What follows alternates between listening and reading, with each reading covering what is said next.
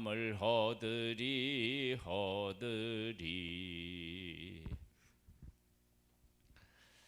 사무엘상 5장 말씀입니다.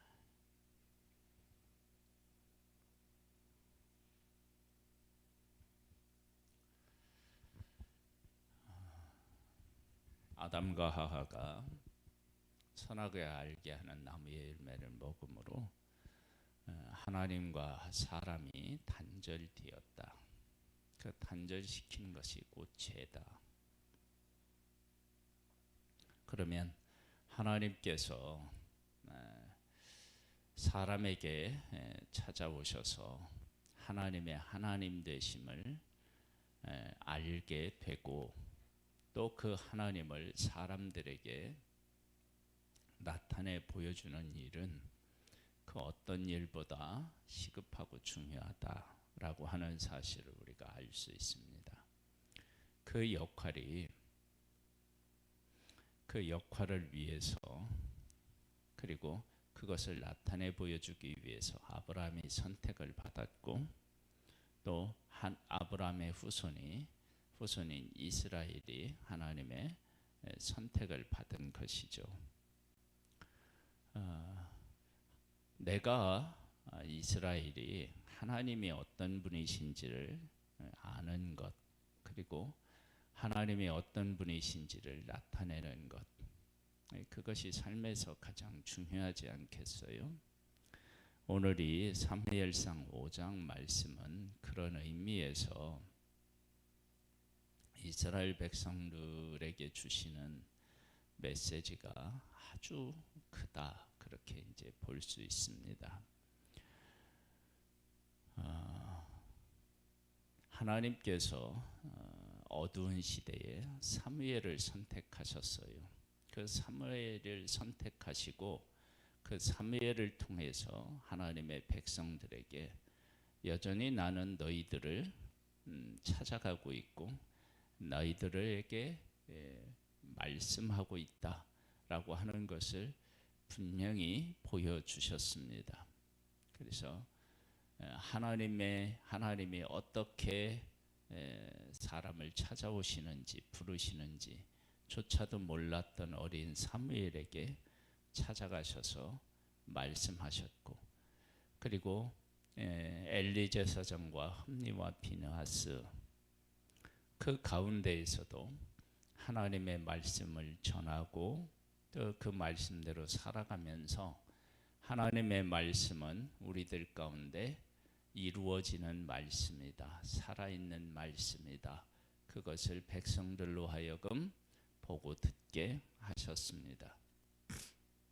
그러함에도 불구하고 죄악의 뿌리가 깊어서 자기들이 지금 어떤 잘못을 하고 있는지에 대해서 정확하게 알지 못해서 전쟁터에 언약궤를 옮겨오면 이 전쟁에서 하나님은 우리를 승리케 하실 것이다, 그렇게 생각했지만 사실은 더 많은 사람이 죽고 언약궤까지 빼앗겼습니다.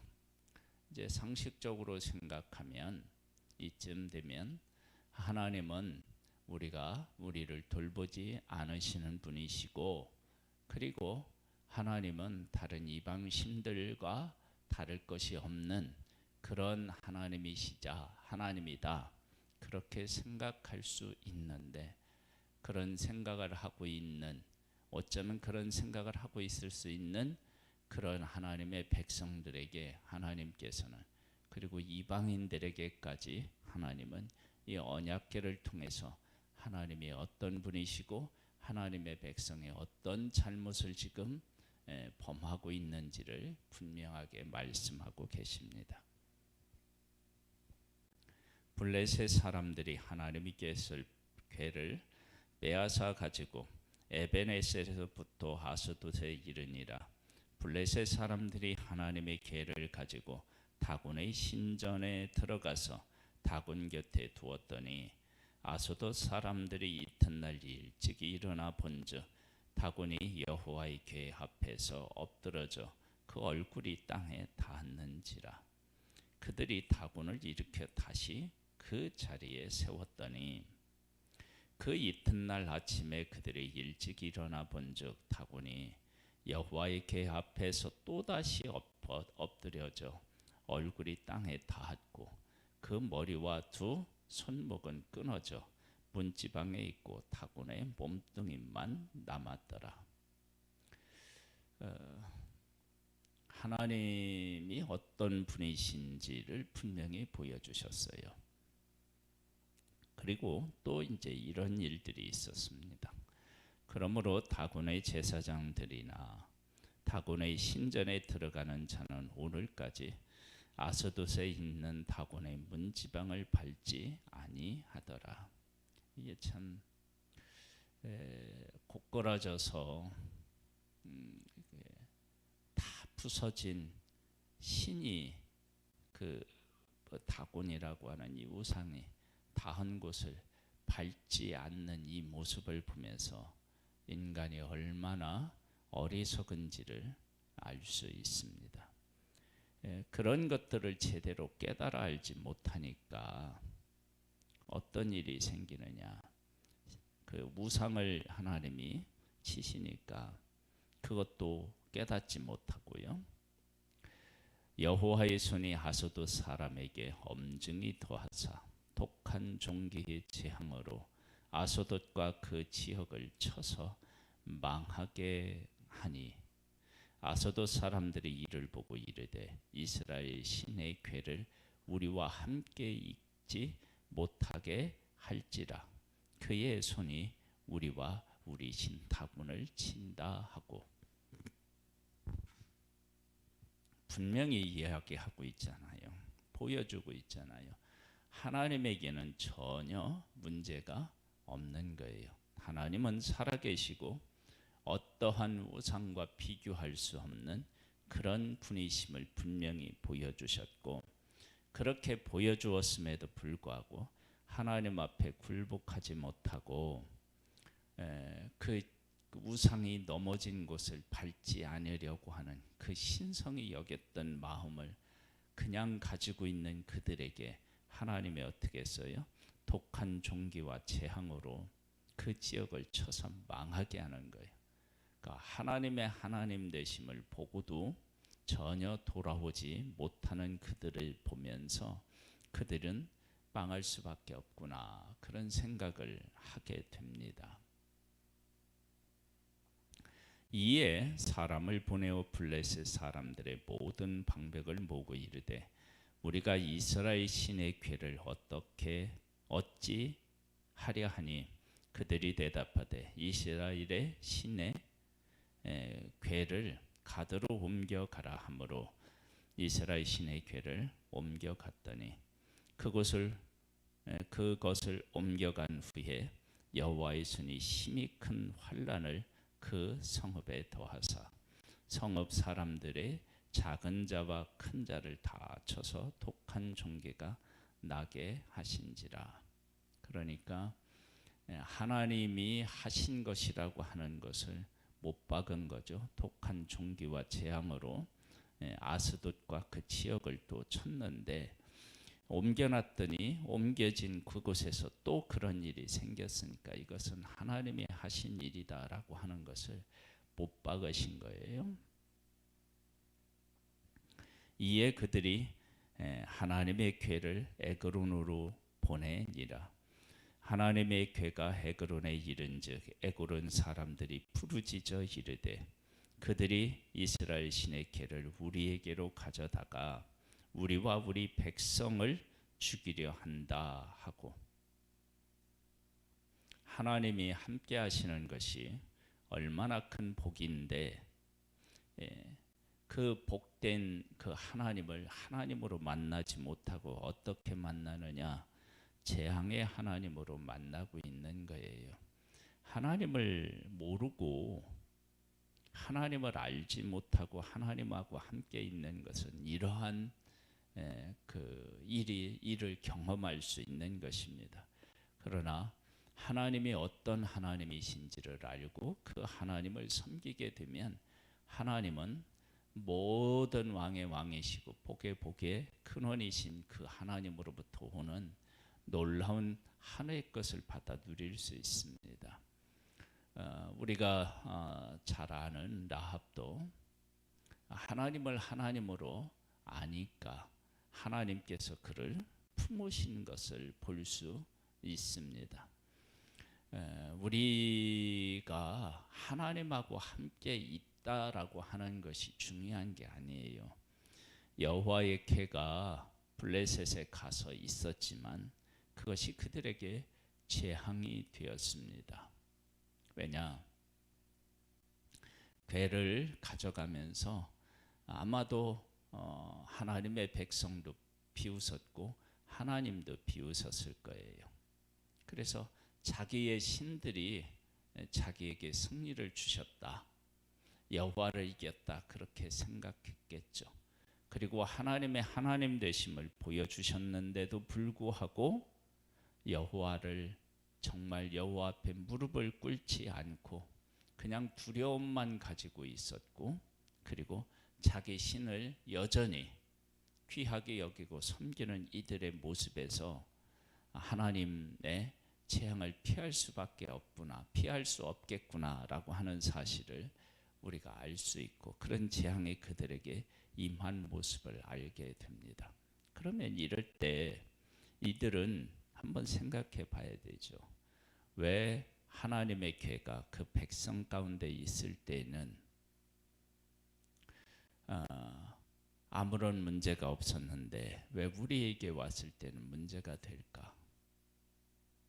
어떻게 하면 해결할 수 있을까? 이런 문제들에 대해서 생각을 해봐야 될 텐데, 그런 것들을 생각하지 않고 두려워서 이 재앙에서만 벗어나면 끝나는 것처럼 생각하고 있습니다. 그리고 이러한 것에서 하나님의 백성들은 하나님에게 능력이 없어서 우리가 언약궤가 빼앗긴 것이 아니고 전적으로 우리의 잘못 때문에 빼앗긴 것이구나 라고 하는 사실을 아마 이 일을 통해서 하나님의 백성들은 알게 되었을 것입니다.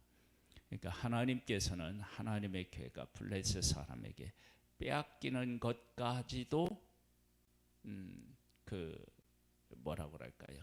허락하셨다고 할까요? 그렇게까지 하시면서까지 하나님의 백성이 하나님에게로 돌아오기를 원하시는, 하나님이 어떤 하나님이신지를 바르게 깨달아 알기를 원하시는 그런 하나님이심을 볼 수 있습니다. 사실은 그런데 이런 것은 아무것도 아니죠. 왜 그러느냐? 하나님은 독생자 예수 그리스도를 우리 가운데 보내서 하나님께서 얼마나 우리를 사랑하시고 계시고 우리와 함께 계시기를 원하시는지, 그래서 우리를 구원하기 위해서 예수 그리스도를 십자가에 못 박으신 그런 분이시다 라고 하는 것을 보면, 하나님께서 하나님의 형상대로 지으신 그 인간이, 사람이 하나님과 교통하고 교제하기를 얼마나 원하시는지를 알 수 있고, 하나님을 바르게 깨달아 하는 일이 얼마나 중요한 일인지를 알 수 있습니다. 우리에게 하나님을 하나님으로 바르게 깨달아 알고 그분 가운데 거하고 그분을 경외함으로 말미암아 하나님의 기쁨이 되는 우리가 되기를 소망합니다.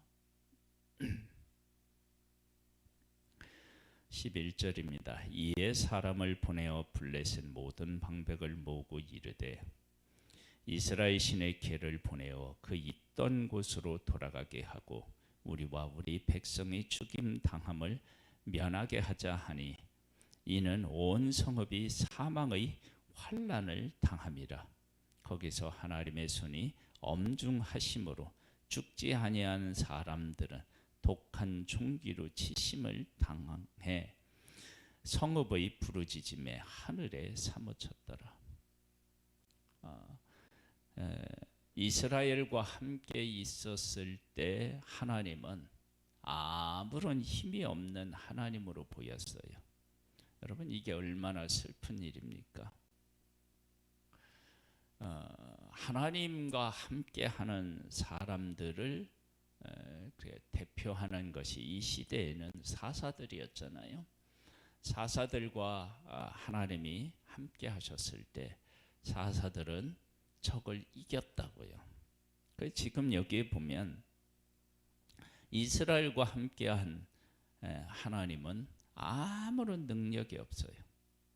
그런데 이스라엘과 함께하지 않고 하나님이 하나님으로 계시니까 세상에 벌벌 떨고 하나님 앞에 굴복하는 모습을 보게 됩니다. 참 슬픈 일이죠. 그렇죠? 우리와 함께 계신 하나님은 어떤 하나님이실까요? 하나님의 하나님으로 나타내는 그런 우리일까요? 아니면 우리와 함께 계신 하나님은 아무런 능력이 없는 하나님. 그런데 하나님이 하나님으로 존재하실 때에는 정말 이 세상 어떤 것도 당해낼 수 없는 그런 하나님으로 지금 보이고 계셔요. 이런 모습을 통해서 우리는 무엇을 깨닫게 되느냐? 그러면 하나님은 우리 때문에 어쩌면 많은 사람으로부터 모욕을 당하고요. 예수님이 겪었던 것처럼 침뱉음을 당하고요. 그런 일을 겪음에도 불구하고 우리와 함께 하기를 소망하신다. 그것이 하나님의 백성들이 누리는 복이었고, 그리고 그들이 누리는 은혜 아니었겠습니까? 우리 하나님은 우리와 함께 계시는데 우리가 바르지 못하여서 우리와 함께 계신 하나님이 아무것도 하실 수 없는 하나님으로 계실 수밖에 없다면 이것만큼 안타깝고 슬픈 일이 어디 있겠습니까? 하나님이 하나님으로서 이 땅에 계시고, 그리고 그 하나님이 하나님으로서 하고 싶은 일들을 우리를 통해서 하실 수 있도록 우리가 존재하고 그렇게 살아갈 수만 있다면 우리는 가장 복된 존재입니다. 왜냐하면 하나님은 우리와 함께 하시기로 이미 작정하셨고, 그리고 그렇게 계획하고 계시고 그렇게 하나님의 뜻을 이루어 가시기 때문에 그렇습니다. 우리를 통해서 하나님의 하나님 되심이 더 드러날 수 있게 우리를 온전히 하나님 앞에 드리는 복된 우리가 되기를 주님의 이름으로 축복합니다. 하나님 아버지,